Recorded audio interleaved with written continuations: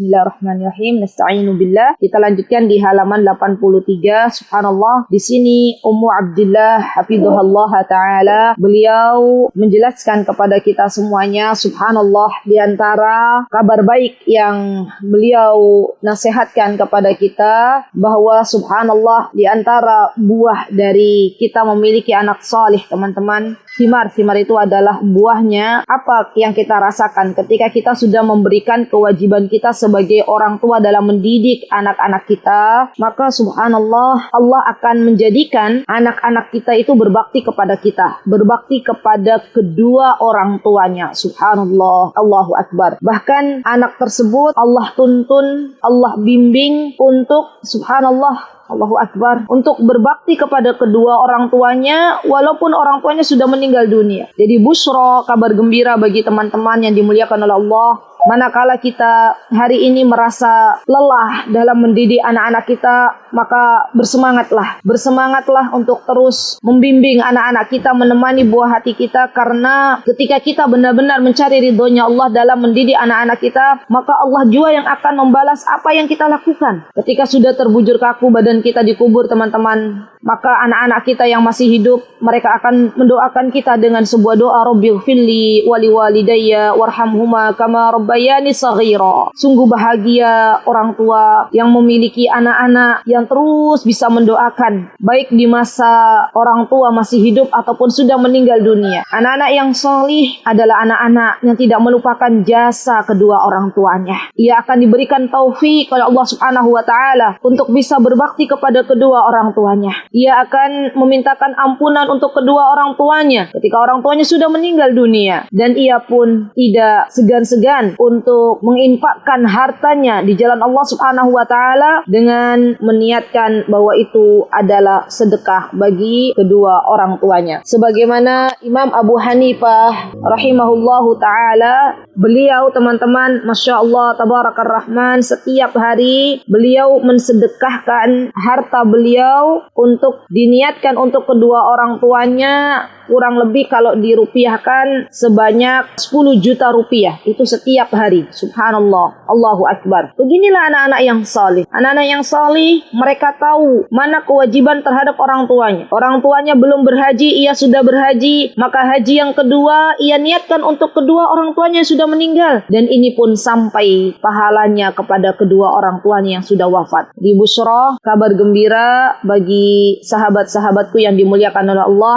ketika kita hari ini benar-benar menjadi orang tua yang ingin memperbaiki diri kita masing-masing, membimbing anak-anak kita, maka kelak Allah akan berikan kepada anak-anak kita, ya, anak-anak yang salih dan salihah. Subhanallah. Bahkan kata Ummu Abdillah di sini, al-waladus salih, teman-teman, lihat, anak salih itu hinna tufa abu, ketika ayahnya meninggal dunia, maka ia bersegera untuk melunasi fi qada'i dain abi, untuk melunasi hutang ayahnya. Subhanallah. Karena ia tahu bahwa ini adalah kewajiban yang harus ia lakukan sebelum harta warisan ayahnya dibagikan. Lihat apa perbedaan antara anak solih dan tidak solih. Kalau subhanallah kita lihat, ada banyak anak-anak yang tidak diberikan kesolihan oleh Allah Subhanahu wa taala. Ketika orang tuanya meninggal dunia, mereka tidak ingat apakah mungkin orang tuanya punya wasiat, apakah mungkin orang tuanya punya hutang. Mereka justru, teman-teman, la haula wala quwata illa billah, Allahul musta'an, mereka justru berebut warisan dari kedua orang tuanya. Subhanallah. Inilah anak-anak yang tidak pernah dididik agama oleh orang tuanya. Mereka menjadikan orang tuanya di usia senjanya menjadi pengasuh bagi cucu-cucunya. Anak-anak yang tidak pernah dididik oleh agama oleh orang tuanya, mereka akan merebut harta orang tuanya di masa tuanya. Subhanallah. Padahal jelas ini adalah sebuah kedurhakaan kepada kedua orang tua. Maka dari itu, teman-teman, sebelum nasi menjadi bubur, ayo mari kita benar-benar mendidik anak-anak kita dengan tuntunan Al-Quran dan sunnah Nabi kita Muhammad SAW, karena itulah yang telah dianjurkan oleh Nabi kita Muhammad SAW. Baik, kemudian alladzi kana alaihi qala al-Imam al-Bukhari, ya baik, ini masih lanjutan Abu Sa'fi qada'i daini abi alladzi kana alaihi, ya, hutang yang dimiliki oleh ayahnya. Jadi kalau ayahnya punya hutang, ya ketika meninggal dunia anaknya tanya woro-woro. Ya, woro-woro sekarang kan sudah mudah ya teman-teman, di chat, di grup-grup. Kami kabarkan bahwa ayah kami misalnya telah meninggal dunia.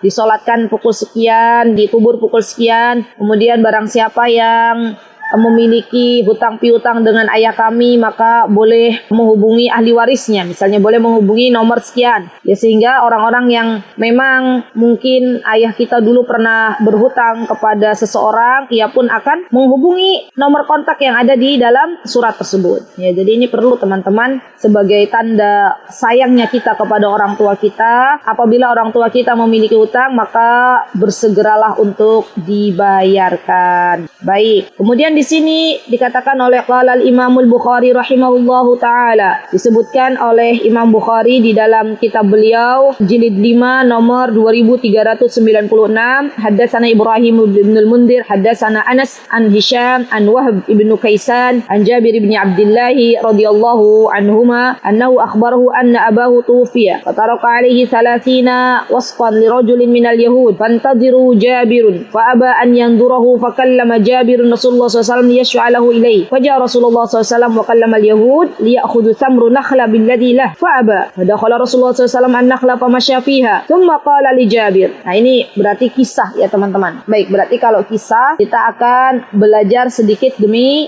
sedikit. Jadi di dalam kisah ini dikabarkan oleh Jabir bin Abdullah bahwa Rasulullah Shallallahu Alaihi Wasallam, ya, di sini penting juga teman-teman untuk kita ketahui, karena subhanallah ini adalah sebuah kisah yang terjadi di zaman Rasulullah Shallallahu Alaihi Wasallam. Jadi Jabir bin Abdullah ia mengabarkan kepada Wahb bahwa ayahnya meninggal. Jadi Jabir bin Abdullah dia berkata kepada Wahb, mengabarkan bahwa ayahnya meninggal dan meninggalkan hutang sebesar 30 wasak. Satu wasak itu kalau teman-teman hitung sama dengan 60 sok, ya. Dan ia meninggalkan hutang 30 wasak ayahnya Jabir kepada seorang Yahudi. Kemudian Jabir meminta penangguhan, maksudnya tunggu wahai orang Yahudi, saya akan membayar hutang ayah saya, tapi nunggu sebentar sampai terkumpul uangnya, baru saya bayarkan, kata Jabir. Tapi orang Yahudi tersebut enggan untuk menunggu Jabir. Maka Jabir pun menyampaikan kepada Rasulullah SAW agar Rasulullah SAW membantunya, subhanallah, dan liyashfa'lahu ilaihi, itu agar Rasulullah SAW membantunya. Maka kemudian Rasulullah SAW pun datang, wajah Rasulullah SAW wa kallama al-yahud, dan mengajak bicara orang Yahudi tersebut,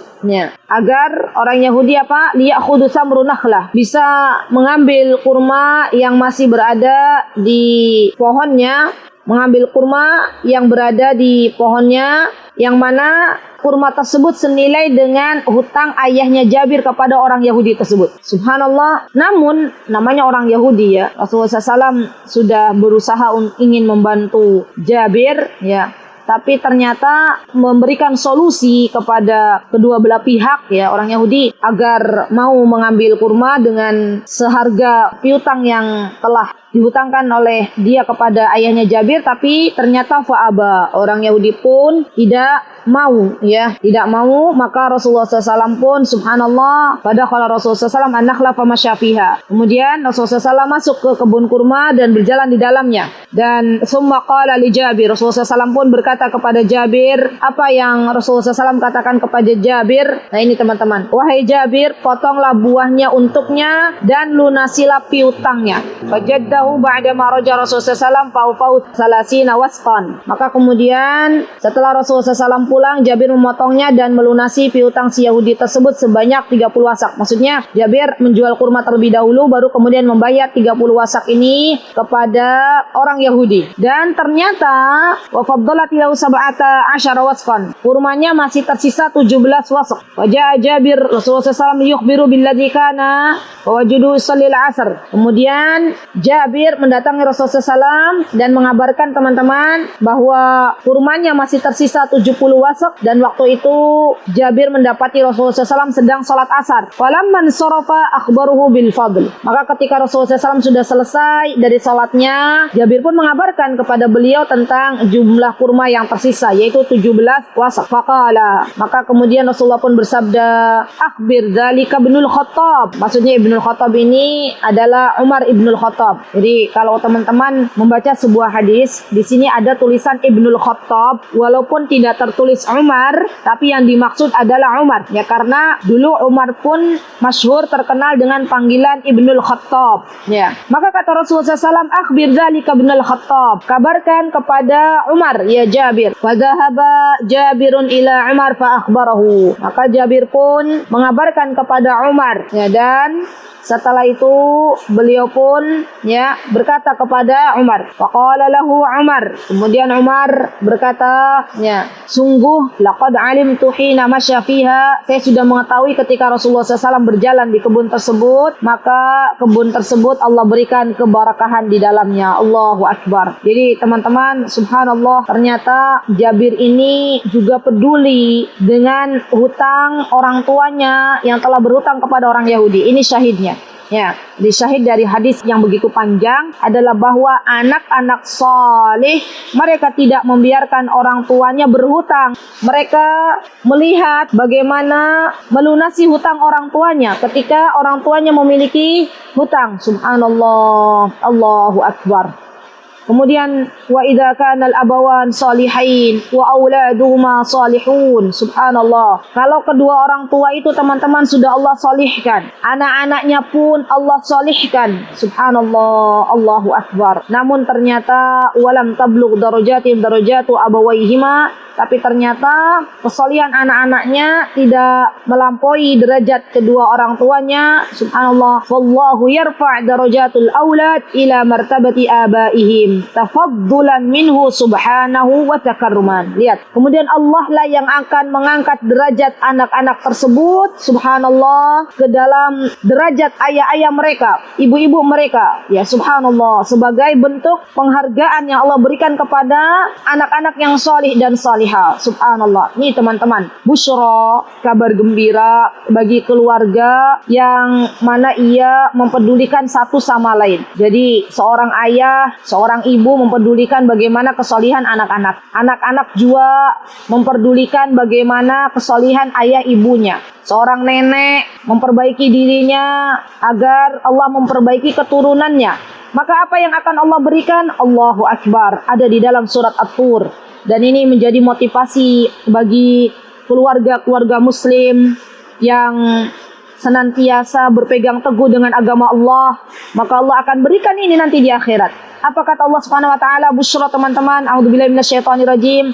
Kata Allah Subhanahu wa taala, "Walladzina amanu wattaba'athum dzurriyyatuhum biimanin alhaqna bihim dzurriyyatahum wama alatnahum min 'amalihim min syai' kullu imri'in bima kasaba rahin." Subhanallah. Allah Azza wa Jalla, teman-teman, berkata, berfirman di dalam surah At-Tur. Kata Allah Subhanahu wa taala, walladzina amanu, dan orang-orang yang beriman, wattaba'athum dzurriyyatuhum biiman, yang mana anak cucu mereka pun mengikuti mereka dalam keimanan.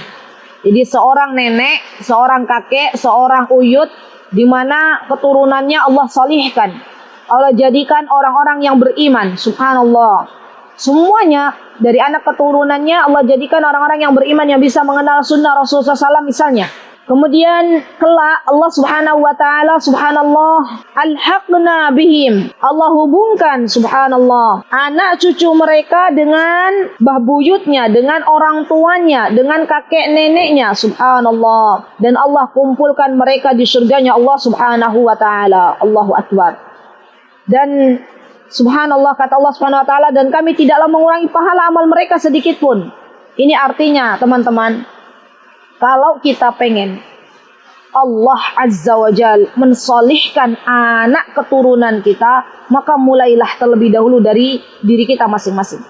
Kita tidak perlu menyalahkan siapa bapak kita, siapa kakek kita, siapa mbah buyut kita. Karena itu sudah terjadi, sudah berlalu. Dan kalau kita menyalahkan mereka dalam kehidupan kita hari ini, maka tidak ada manfaatnya sama sekali. Kadang mereka sudah tidak ada di dunia. Kalau kita menyesal, kenapa kita dilahirkan dari misalnya mbah buyut yang tidak mengenal sunnah, mbah buyut yang tidak mengenal agama, apakah itu akan ada hikmahnya, akan ada manfaatnya, teman-teman? Pastinya tidak. Ya, Justru seharusnya kita mendoakan mereka.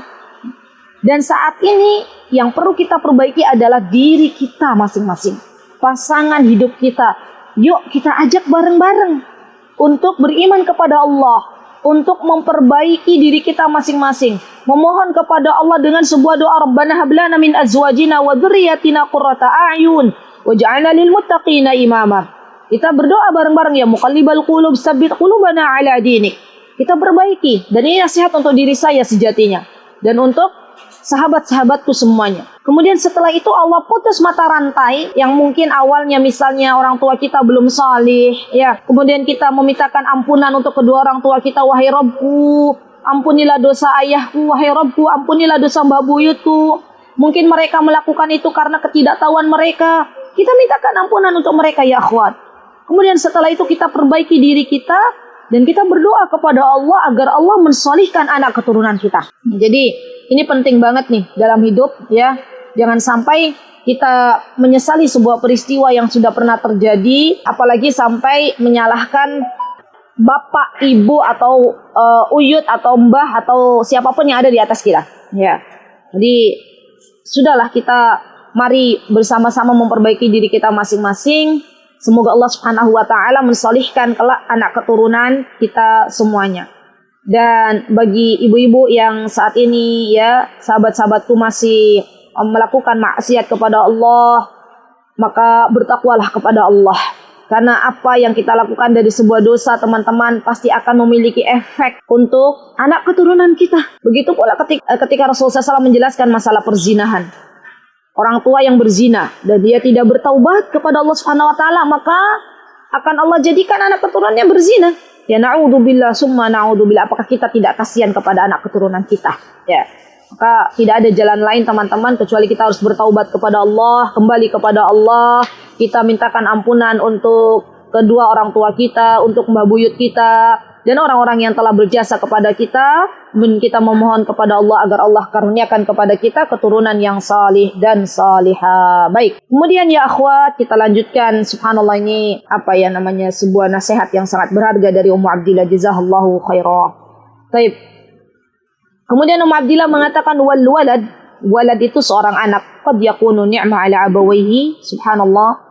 Seorang anak itu, ya, ada yang subhanallah, ya, merupakan nikmat yang Allah berikan kepadanya, dan subhanallah tabarakallah rahman, ya, kalau anak tersebut adalah nikmat bagi kedua orang tuanya, maka ia akan yuti'uma, dia akan taat kepada kedua orang tuanya apabila diperintah, dan perintah tersebut tidak bertentangan dengan agamanya. Juga mereka akan berbuat baik kepada kedua orang tuanya. Wa hadza huwa alladhi yatlubu salihun, dan inilah yang diminta oleh orang-orang salih kepada Rabb mereka, subhanallah, dan mereka berdoa kepada Allah Subhanahu wa taala dengan sebuah doa yang telah Allah ajarkan dalam surah Al-Furqan. Nah, next. وَالَّذِينَ يَقُولُونَ رَبَّنَا هَبْ لَنَا مِنْ أَزْوَاجِنَا وَذُرِّيَّاتِنَا قُرَّةَ أَعْيُنٍ وَاجْعَلْنَا لِلْمُتَّقِينَ إِمَامًا. Doa ini dihafalkan, teman-teman. Terus mulut kita tuh dremimil, apa ya bahasanya? Terus minta kepada Allah. Doa. Rabbana hablana. Rabbana, wahai Rabb kami.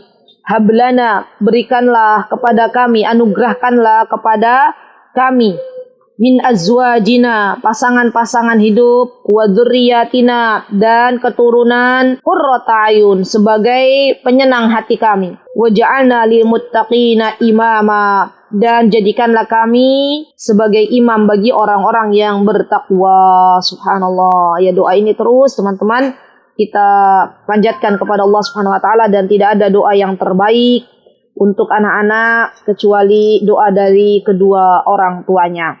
Baik, kemudian poin yang selanjutnya yang insyaallah kita akan pelajari adalah poin yang ke-21. Ummu Abdillah hafizahullah taala berkata, kata beliau, ihrisi. Ini nasihat untuk kita, ya, sebagai seorang ibu. Ihrisi, bersemangatlah wahai para ibu, ya, wahai para wanita, wahai para muslimah, an yujalis waladikis salihin. Baik.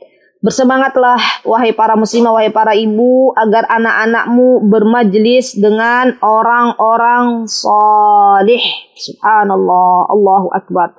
Dan ini penting teman-teman, bermajlis dengan orang-orang salih ini sebuah hal yang patut kita lakukan ya, karena sesungguhnya subhanallah berteman dengan orang-orang salih itu ada banyak manfaatnya ya, subhanallah. Berkawan dengan orang salih itu banyak manfaatnya di dalam kehidupan kita, subhanallah. Bahkan subhanallah teman-teman, dan ini juga berlaku bagi kita sebagai seorang muslimah ataupun bagi pasangan-pasangan hidup kita, hendaklah bergaul ya dengan orang soleh. Dan cari, ya ini paling penting ini, ketika kita bergaul dengan orang soleh teman-teman, maka pasti anak kita akan meniru dari teman-teman kita, begitu kan?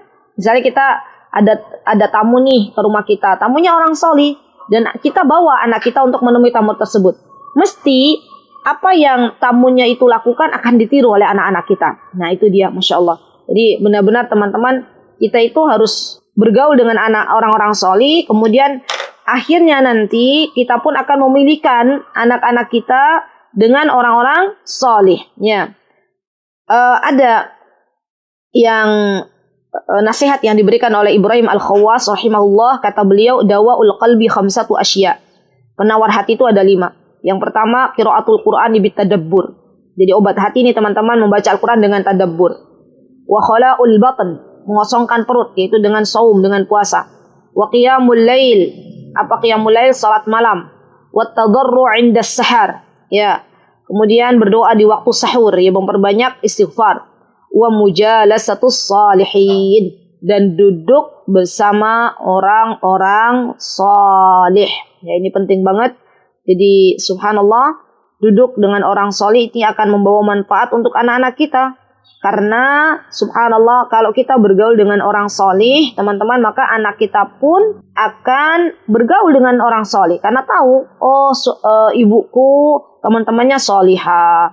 Oh, ayahku teman-teman yang kalau ada azan berkumandang langsung ke masjid. Dia pun akan mengikutinya, subhanallah. Dan orang solih itu teman-teman ya, definisinya karena nanti berbeda-beda. Ada yang mengatakan, oh dia itu orang pintar, disebut orang solih. Misalnya kalau di sebuah kampung, ya misalnya. Dan tidak semua yang disebut di kampung itu orang pintar, dia solih. Karena terkadang subhanallah, orang-orang pintar itu justru tidak menunaikan hak-haknya Allah. Jadi disebut orang solih itu adalah orang yang menunaikan hak-haknya Allah dan hak-hak sama makhluk dengan baik. Ya misalnya dia mentauhidkan Allah, dia melaksanakan perintahnya, sholat, saum, ya, dan menjauhi larangannya, ya tidak berzina, tidak tidak menggunakan sihir. Inilah orang-orang soleh.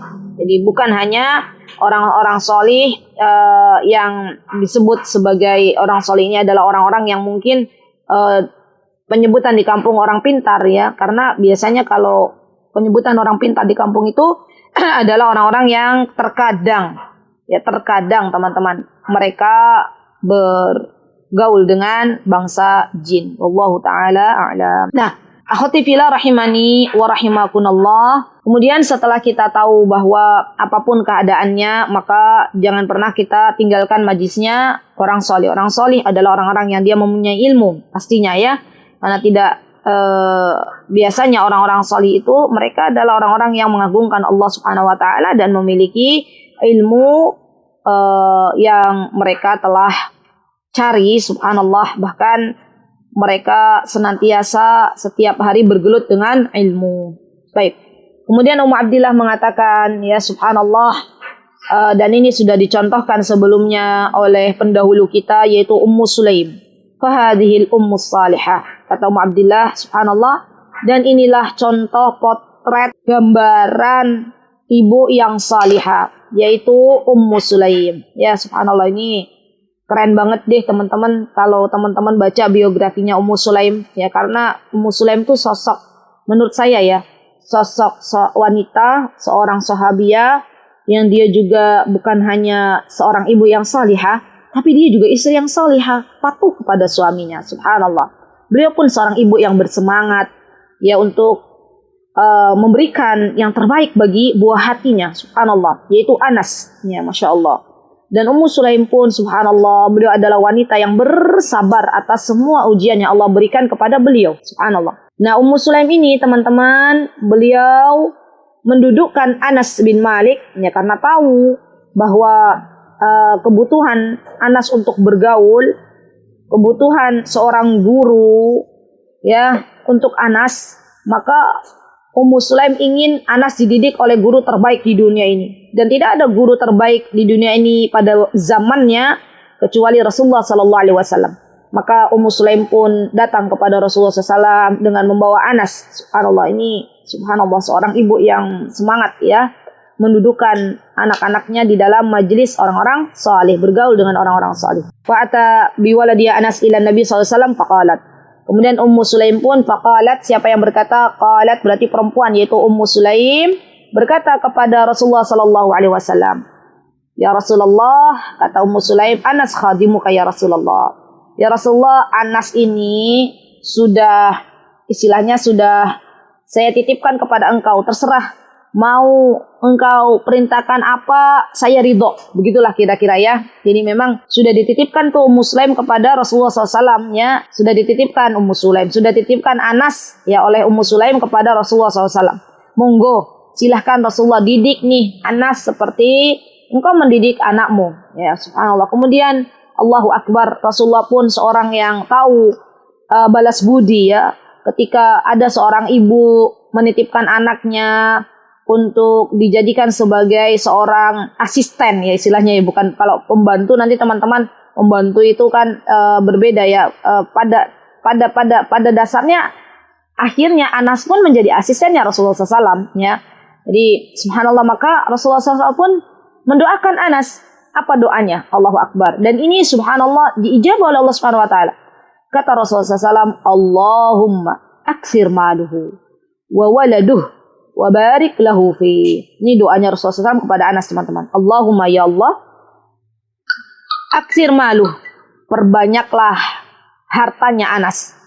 Wa waladuh, dan anaknya Anas. Wa barik lahu fi, dan berkahilah harta dan anaknya Anas bin Malik ya. Di dalam sebuah riwayat disebutkan teman-teman bahwa Anas bin Malik ini punya kebun yang mana di sekeliling kebunnya Anas itu tidak panen ya, karena waktu itu musim kemarau. Nah, di kebunnya Anas ini panen terus, bahkan bisa sampai 2 kali panen. Ya, subhanallah, ini doanya Rasulullah SAW ya. Efek dari doanya Rasulullah SAW. Dan Anas pun teman-teman, di dalam kehidupannya dia punya anak banyak. Sampai keturunannya tuh lebih, ada yang mengatakan lebih dari 100 ya, Allah Ta'ala alam. Jadi banyak sekali subhanallah. Dan ini pun doanya Rasulullah SAW. Subhanallah. Baik, kemudian kisah yang kedua adalah kisah Ummu Hudzaifah. Wa Ummu Hudzaifah, subhanallah. Wa Ummu Hudzaifah memiliki, berarti kalau Ummu Hudzaifah anaknya namanya siapa? Hudzaifah. Ya, kalau tadi Ummu Anas, anaknya namanya Anas, tapi beliau lebih terkenal dengan Ummu Sulaim. Baik, Ummu Hudzaifah dia punya anak namanya Hudzaifah ibnul Yaman ya. Namanya Hudzaifah ibnul Yaman. Ya. Faqalat lahu. Kemudian Ummu Hudzaifah ini bertanya kepada putra beliau yang bernama Hudzaifah ibnul Yaman. Apa kata beliau kepada anaknya? Mata ahduk, kapan engkau melakukan sebuah perjanjian wahai anakku? Ta'ni bin Nabi SAW. Maksudnya Ummu Hudzaifah, maksudnya adalah kapan engkau melakukan sebuah perjanjian baiat, kalau dulu ya, perjanjian dengan Rasulullah SAW. Fakultu, maka kemudian anaknya berkata, berarti siapa yang berkata? Hudzaifah. Ya. Hudzaifah berkata kepada ibunya, "Mali bihi ahd mundu kada wa kada." Saya tidak memiliki perjanjian dengan beliau, wahai ibuku, sejak waktu ini dan ini. Fanalat minni, ya. Kemudian setelah itu ibuku, ketika Hudzaifah mengatakan demikian kepada ibunya, maka ibunya kemudian marah ya.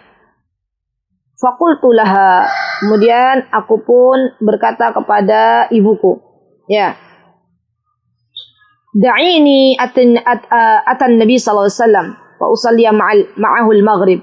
Kemudian kata Hudzaifah kepada ibunya, wahai ibuku, biarkan saya mendatangi Rasulullah SAW lalu salat maghrib. Ya, Masya Allah. Ini anak-anak soleh, ya Masya Allah. Begini ya, anak-anak soleh ini pengen membahagiakan hati ibunya. Ya, pernah juga kisah terjadi kepada Abu Hanifah. Ya, Abu Hanifah itu dulu teman-teman adalah seorang mufti, seorang yang memberikan fatwa. Kemudian ibunya waktu itu bertanya ya kepada Abu Hanifah, wahai anakku, wahai putraku, aku mau bertanya tentang hukum ini. Kemudian dijelaskan oleh Abu Hanifah, ini hukumnya begini-begini Bu. Ibunya berkata, ya, tapi saya nggak mau jawaban darimu, saya tidak sependapat wahai putraku. Tolong bawa saya ke Abu Zur'ah waktu itu ya. Subhanallah teman-teman, Abu Hanifah tidak merasa sakit hati dengan apa yang menjadi keinginan ibunya. Maka kemudian Abu Hanifah pun berkata kepada ibunya, wahai ibu, ayo, yuk saya antar kepada Abu Zur'ah. Ya, beliau tuntun ya kudanya, kemudian ibunya berada di atas kendaraan atau hewan tunggangannya. Diantarkanlah kepada Abu Zur'ah, ya karena pengen membahagiakan ibunya. Kemudian ibunya berkata, wahai Abu Zur'ah, waktu itu ya, saya punya masalah begini.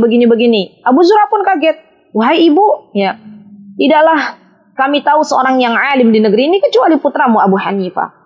Dan Abu Hanifah, putramu telah memberikan fatwa kepadamu apa? Maka ibunya berkata, putraku begini. Maka Abu Zur'ah pun mengatakan, saya pun sependapat dengan apa yang telah dikatakan oleh putramu. Ya, Masya Allah. Dan ibunya akhirnya lega teman-teman setelah mendengarkan nasihat dari Abu Zur'ah. Padahal sama. Ya, apa yang dipatwakan oleh Abu Hanifah sama persis dengan apa yang dikatakan oleh Abu Zur'ah. Subhanallah. Baik. Nah, maka Hudzaifah pun, kembali ke Hudzaifah ya, beliau mendatangi Rasulullah SAW ya salat maghrib, Masya Allah. Kemudian beliau berkata kepada Rasulullah SAW, fa'as'alahu an yastaghfiru li walak, fa'ataitu Nabi sallallahu alaihi wasallam ma'ahul maghrib, fasalli hatta salal isya. Baik, kemudian ketika Hudzaifah mendatangi Rasulullah SAW dan salat maghrib bersama Rasulullah SAW, kemudian beliau akhirnya meminta ya kepada Rasulullah SAW ya ampunan untuk dirinya, ya maka Rasulullah SAW pun mendoakannya dan Rasulullah SAW kemudian Hudzaifah mendatangi Nabi SAW untuk melakukan salat Isya dan salat maghrib serta Isya bersamanya, Masya Allah. Kemudian beliau pun akhirnya mengikuti Rasulullah SAW ya, dan beliau bertanya ketika itu, ya, siapa di pintu, siapa yang ingin menemuiku, kata Rasulullah SAW, apakah engkau Hudzaifah? Ya, maka beliau mengatakan, betul ya Rasulullah, saya Hudzaifah. Dan Rasulullah bertanya, apa keperluanmu? Ya, semoga Allah mengampunimu dan mengampuni ibumu, kata Rasulullah SAW. Ya, subhanallah. Dan subhanallah, apa yang dikatakan teman-teman? Ya Hudzaifah, ya sesungguhnya ini adalah malaikat yang belum pernah turun sama sekali ke bumi sebelum malam ini. Ya. Kemudian setelah itu ia meminta izin kepada Robnya. Kemudian kata Rasulullah SAW, malaikat ini yang meminta izin kepada Robnya untuk memberikan salam kepadaku dan memberikan kabar gembira kepadaku, subhanallah, bahwa sesungguhnya Fatimah sayyidah nisa'i ahlil jannah, bahwa sesungguhnya Fatimah adalah sayyidah, maksudnya sayyidah itu pemimpin ya, para penduduk surga, subhanallah. Jadi inti dari hadis ini teman-teman, Hudzaifah ya, beliau bersegera memenuhi apa yang diinginkan oleh ibunda beliau, yaitu menemui Rasulullah SAW. Baik, kemudian Ummu Abdillah mengatakan teman-teman, wa 'alal abawain, dan bagi kedua orang tua, ya, apa yang harus dilakukan? Dia harus benar-benar an yubdala, maksudnya mencurahkan dengan sungguh-sungguh fi tarbiyati auladima wal hidayatu biyadillah, ya, dan mendidik anak-anak berusaha ikhtiar, kemudian hidayah adalah milik Allah Subhanahu wa taala. Dan Allah sang pemberi hidayah sudah kita bahas kemarin di kajian Tarbiyatul Abna yang diadakan hari Selasa kemarin ya. yang diadakan oleh Surabaya Mengaji. Alhamdulillah kita sudah belajar kemarin tentang seorang anak, yang mana anak tersebut hanyalah titipan dari Allah, dan yang memberikan hidayah kepada anak tersebut, hidayah taufik, adalah Allah Subhanahu wa taala. Wal insan la yastati an yahdi nafsahu fadlan an yahdi ghairu taib. Dan seseorang itu tidak bisa memberikan hidayah kepada dirinya, apalagi memberikan hidayah kepada orang lain. Seorang ibu, seorang ayah, orang tua tidak bisa memberikan hidayah taufik kepada anak-anak mereka. Ya, tidak bisa memberikan hidayah taufik untuk dirinya, karena hidayah taufik adalah mutlak milik Allah Subhanahu wa taala. Wa hadza Nuh alaihi salam, dan ini gambaran potret ya yang telah Allah Subhanahu wa taala gambarkan di dalam Al-Qur'anul Karim, yaitu Nuh alaihi salam, nabi min anbiya'illah, yaitu seorang nabi dari nabi-nabinya Allah. Lam yastati an yahdihi waladadan, Nabi Nuh pun tidak bisa memberikan hidayah taufik kepada anaknya. Ya, ketika Allah Subhanahu wa taala kabarkan, wa nada Nuh ibnahu wa kana fi ma'zili ya bunayya rkam ma'ana wa la takum ma'al kafirin. Ketika Nuh berkata kepada anaknya ketika banjir itu telah Allah datangkan, apa kata Nabi Nuh kepada anak beliau? Kepada anak beliau, ya bunayya, subhanallah, ya, wa nada Nuh ibnahu, dan berkata kepada putranya, wahai anakku, ayo naik ke atas perahu. Namun anaknya tidak mau. Bahkan anaknya berkata, qala sa'awi ila jabali ya'simuni minal ma. Anaknya berkata kepada Nabi Nuh alaihissalam, kepada ayahandanya, wahai ayah, aku akan mencari perlindungan ke gunung yang dapat melindungiku dari air, dari banjir yang sangat luar biasa ini. Maka Nabi Nuh pun berkata, qala la asimal yaumi min amrillah, la asimal yauma min amrillahi illa man rahim. Wahai anakku, putraku tercinta, hari ini sudah tidak ada lagi keselamatan kecuali dari Allah Subhanahu wa taala yang bisa melindungi kita semuanya. Wa hala bainahumal mauju fakana minal mughraqin. Maka subhanallah, Allahu akbar, ini saya enggak bisa bayangin ya teman-teman. Kemudian berpisahlah ya Nabi Nuh dengan anak tercintanya dengan ombak yang begitu tinggi, dan akhirnya mereka berpisah, satu diselamatkan oleh Allah di dalam perahu, yang satunya ditenggelamkan oleh Allah Subhanahu wa taala. Allahu akbar. Kemudian ada juga bagaimana Nabi Ibrahim alaihissalam, wahada Ibrahim, ketika beliau berusaha untuk memintakan ampun kepada Allah Subhanahu wa taala bagi orang tuanya, ya subhanallah, beliau berkata kepada orang tua beliau, wahai ayahku, kenapa engkau menyembah ya berhala-berhala yang tidak memberikan manfaat sedikit pun untukmu? Maka ayahnya mengatakan kepada Nabi Ibrahim alaihissalam, ya, wahai Ibrahim, kalau kamu tidak berhenti mendakwaiku, kata ayahnya, la illam tantahi la arjumannak, maka aku akan merajammu, aku akan melempari engkau dengan batu. Ya, dan subhanallah, ayahnya mengatakan, wahjurni maliya, maka tinggalkanlah aku untuk waktu yang lama. Wahada, kemudian beliau meninggal dalam keadaan tidak beriman. Wahada Nabiuna Muhammad SAW yalihu ala ammihi Abi Talib dan yuslam fa aba wa mata ala syirk. Kemudian Nabi kita Muhammad SAW potret yang ketiga adalah ketika beliau memohonkan kepada Allah Subhanahu wa taala ya syafaat, tapi ternyata syafaatnya Abu Talib ya yang Rasulullah SAW berikan tidak bisa memasukkannya ke dalam surganya. Bahkan di detik-detik akhir Abu Talib akan wafat, Rasulullah mengatakan kepada pamannya, qul la ilaha illallah ya ammi, qul la ilaha illallah, wahai pamanku, katakanlah la ilaha illallah. Tapi ternyata di sampingnya Abu Talib ada Abu Jahal dan ada Umayyah bin Al-Mughirah ya, dan kedua temannya tersebut terus mendekati Abu Talib dan berkata, wahai Abu Talib, akankah engkau meninggalkan agama nenek moyangmu yaitu Abdul Muttalib? Subhanallah, ya ini subhanallah, karena Abu Talib masih bermajlis dengan orang-orang yang tidak baik yaitu Abu Jahal ya, maka kemudian di akhir kehidupan Abu Talib pun Abu Talib tidak diberikan hidayah taufik oleh Allah Subhanahu wa taala. Wa hasala hadza likathirin minas salaf. Fa Syu'bah bin Hajjaj yaqul waladali walad fasamaitu Sa'dan fama sa'ada wala najah wa kana yaqulu fi idhab ila Hisham ya. Dan subhanallah, di sini pun diberikan gambaran bahwa orang-orang salaf seperti Syu'bah bin Al-Hajjaj telah mengatakan, telah lahir anakku lalu aku menamainya Sa'ad, yang artinya adalah Sa'ad, itu artinya Sa'idah, dari kata Sa'idah kebahagiaan, namun dia tidak bahagia dan tidak pula beruntung. Maka Syu'bah pun berkata kepadanya ya, maka pergilah engkau kepada Hisam ad-Dastuwa'i. Apa yang dikatakan oleh beliau? Fayaqul uridu, maka kemudian anak itu, ya pergilah kepada Hisam ad-Dastawai, maka anak itu menjawab, saya hendak melepaskan burung merpati. Taib. Wal hidayah biyadillah, walakin wahada Ismail bin Ibrahim bin Muqsam, dan ada juga di sini dikatakan Ismail bin Ibrahim bin Muqassim, seorang laki-laki yang saleh, ya di antara anak-anaknya dia bernama Ibrahim. Dan Ibrahim ini adalah seorang yang waktu itu seorang yang berpikiran Jahmiyah, ya, dan berpikiran bahwa Al-Qur'an ini adalah makhluk. Maka subhanallah, dari sini teman-teman diketahui bahwa hidayah mutlak milik Allah Subhanahu wa taala. Walakin la budda min fi'il asbab, tapi kita juga harus mengambil sebab, berikhtiar, bahwa apa-apa yang telah kita lakukan dari sebuah ikhtiar dilihat prosesnya oleh Allah Subhanahu wa taala. Fa idza aradallahu bi khairan, maka ketika Allah menginginkan kebaikan kepadanya, pasti Allah akan berikan ia hidayah, ya, akan tunduk terhadap nasihat-nasihat yang diberikan kedua orang tuanya. Wa idza arada bi ghair, kalau Allah menghendaki yang lainnya, maka subhanallah Allah akan menjadikan orang tersebut di atas kebatilan.